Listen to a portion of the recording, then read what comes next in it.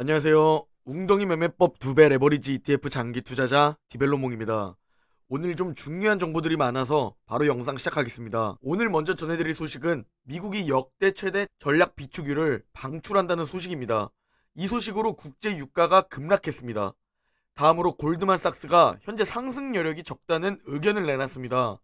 그리고 모건 스탠리와 뱅크 오브 아메리카 역시 비관론을 쏟아내고 있습니다. 아니 작년에 전망 맞추지도 못했으면서 겁만 주는 기관들의 의견을 공유드리고, 그리고 2월부터 2018년과 매우 유사한 현재 주가 흐름을 공유드리고 있는데요. 지금 현재까지도 소름 끼치도록 주가 흐름이 비슷하게 흘러가고 있습니다. 그리고 올해 11월 중간선거가 있는데 통계적으로 중간선거가 있는 해가 가장 증시가 약세를 보인 해였다고 합니다. 마지막으로 웅덩이 매매법 QLD, SSO, USD 현재 매수 현황에 대해 설명드리고 오늘 영상 마무리하려고 합니다. 금일 미국 증시는 드디어 1분기를 마무리했습니다.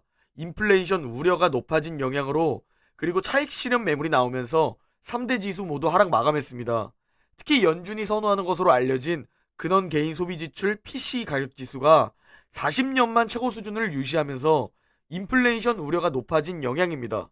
다우, 나스닥, S&P 500 모두 1.5%가량 하락 마감했습니다. 금일 맵을 보면 피바다입니다. 여행 섹터만 초록초록한 모습을 보이고 있고 거의 모든 섹터가 약세를 보였고 빨간 맵을 보이고 있습니다. 미국 10년물 국채금리는 2.345이며 미국 10년물과 2년물 장단기 금리차는 어제와 동일하게 단 0.04입니다.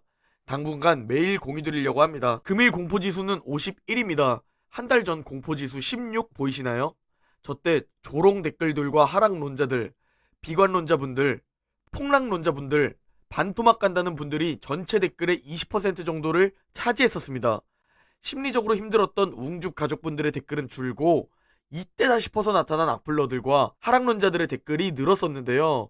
개인적으로 전 그때 댓글 상황을 보면서 남들과는 반대로 해야 한다는 생각에 더욱 용기를 가질 수 있었습니다. 오늘 먼저 전해드릴 소식은 조 바이든 미국 행정부의 역대 최대 규모 전략 비축유 방출 소식입니다. 이 소식으로 국제 유가가 큰 폭으로 하락했는데요. 바이든 대통령이 이날 연설에서 앞으로 6개월간 하루 100만 배럴의 비축유를 방출하겠다고 발표했습니다.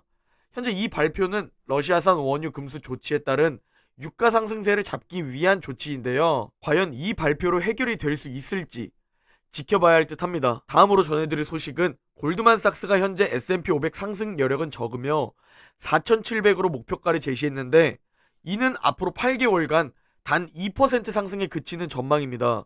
현재 골드만삭스는 미국 주식의 상승세가 끝났다고 경고하고 있고 추가적으로 내년 경기 침체 가능성에 대해서는 약 30% 정도로 내다봤습니다.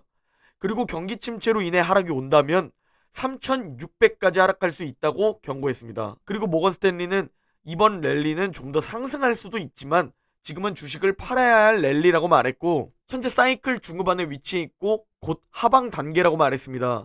그러면서 2개월에서 4개월 이내에 정점을 찍고 5개월에서 10개월 후 하강 단계에 돌입할 것이라고 말했습니다. 즉 지금 다 팔라는 얘기인 거죠. 그리고 가장 비관적인 전망으로 유명한 뱅크 오브 아메리카는 이미 지금 베어마켓이 시작된 상황이고 현재 랠리를 베어마켓 트랩일 가능성이라고 말했습니다. 그리고 높은 인플레이션 상황에서 랠리가 이어진다면 연준은 더 공격적인 긴축이 진행 가능하다고 말했습니다. 작년 초에 예측했던 작년 말 S&P 500 전망 그 어떤 기관도 맞추지 못했습니다. 심지어 그 정도의 강세장을 맞추지도 못했고요. 즉 이 돈 받고 일하는 세계적인 전문가들의 분석을 참고할 필요는 있지만 전망을 믿을 필요는 없다는 생각입니다. 화면 속 빨간 점선을 보면 현재 예상되고 있는 연준의 긴축 속도와 폭입니다. 얼마나 빠르게 그리고 큰 폭인지 화면을 보면 대충 가늠이 가실 텐데요. 지금 시장은 이 공격적인 긴축으로 인해 경기 침체가 오지 않을까 걱정하고 있습니다.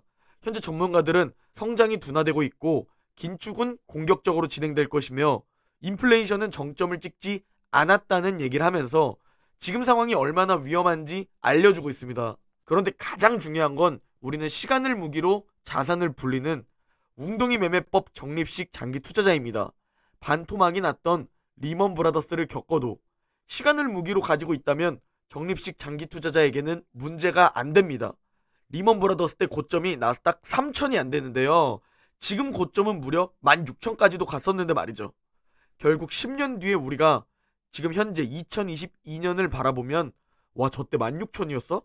저때 투자했어야 하는데 라는 반복적인 패턴들이 나타날 겁니다. 그리고 지금 투자를 유지하는 사람은 굉장히 극소수일 거고요. 미국 증시는 시간을 무기로 활용한다면 지금 우리가 만나는 악재들을 다 이미 만났었음에도 결국 회복되는 모습을 보여주었습니다. 우리는 적절한 현금 비중과 적립식 장기 투자를 활용해서 10년 이상 버틴다는 목표를 가지고 앞으로 나아가면 됩니다. 올해가 시작되자마자 굉장히 힘든 한 해죠. 골드만삭스, 모건 스탠리, 뱅크 오브 아메리카의 비관적인 의견도 공유드렸다면 이번엔 긍정적인 의견도 공유드리려고 합니다. 올해 11월에 미국의 중간선거가 있습니다. 그리고 중간선거가 있는 해는 통계적으로 가장 약한 한 해였고 전반기에 주로 약세를 보이고 하반기에 주로 랠리를 보이는 경향이 있다고 합니다. 긍정적으로 시장을 바라본다면 이미 1분기를 마친 지금 바닥을 쳤고 이제 조금씩 바닥을 다지면서 올라가면서 랠리를 보여주지 않을까? 라는 생각도 들게 됩니다.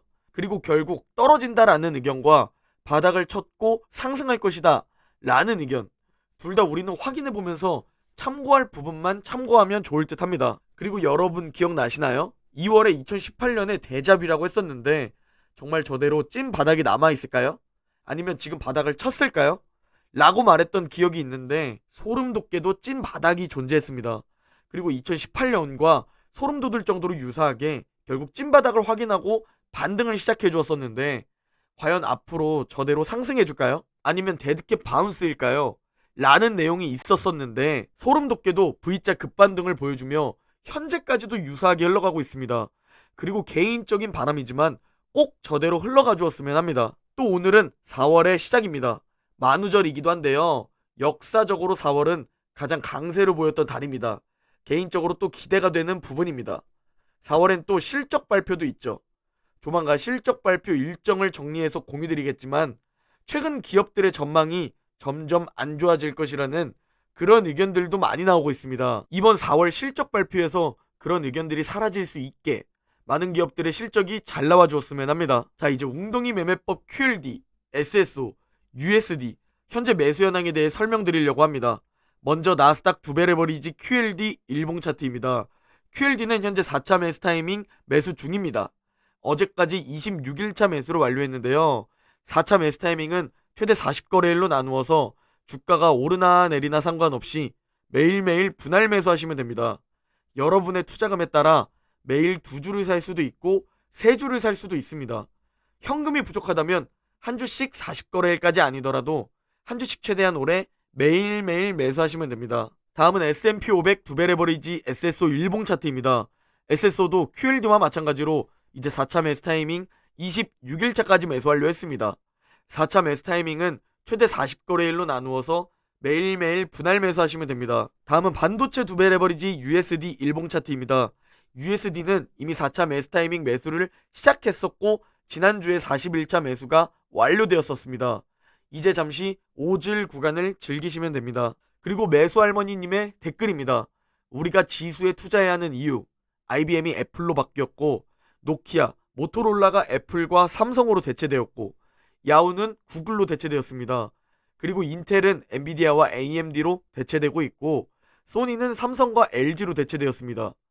이것만 봐도 10년 후엔 어떤 기업이 떡락하고 떡상할지 모릅니다. 라는 댓글을 주셨습니다. 저도 공감하는 부분입니다. 아무리 망할 것 같지 않은 회사도 어느 순간 소비자들이 새로운 무엇인가에 빠지고 그게 유행이 되면 정말 어느 순간 잊혀지기 시작합니다. 정말 통찰력이 있지 않다면 나스닥과 S&P 500에 투자해야 한다는 생각입니다. 예를 들어 페이스북, 현 메타 플랫폼주와 페이팔, 넷플릭스가 힘을 못 쓰고 있지만 애플, 마소, 테슬라, 구글, 엔비디아가 지수를 끌어올려주고 있습니다. 반대로 애플, 마소, 테슬라, 구글, 엔비디아가 횡보를 했었을 땐 아마존, 페이팔, 넷플릭스와 같은 기업들이 지수를 끌어올렸었습니다. 우리는 그냥 누가 오르든지 미국이라는 나라에 그리고 미국의 독보적인 기업들의 분산 투자하며 가장 확률 높은 방법으로 최대한 오래 보유하는 겁니다. 그 확률 높은 방법을 실제로 성공하기 위해서 멘탈과 심리가 가장 중요한 부분이기 때문에 오를 땐 즐기고 웅덩이에서 줍줍하는 겁니다. 그리고 매수는 적금처럼 하되 매도는 부동산처럼 한다는 마인드를 가지고 실제로 경제적 자유에 다가가는 겁니다. 오늘 영상은 여기까지입니다. 모두 오늘만 힘내면 주말입니다. 오늘 하루 화이팅 하시고 내일 영상에서 뵙겠습니다.